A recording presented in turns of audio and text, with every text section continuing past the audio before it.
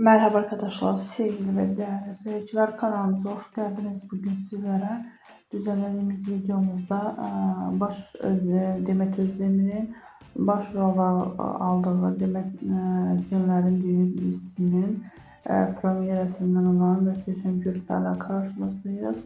Festivale katılan dizinin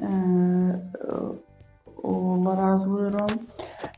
Dizideki yeni olayların ve yeni görüntülerinin devam gelmesini istiyorsanız kanalımıza abone olmayı unutmayın. Hoşça kalın arkadaşlar. Bizden bu kadar.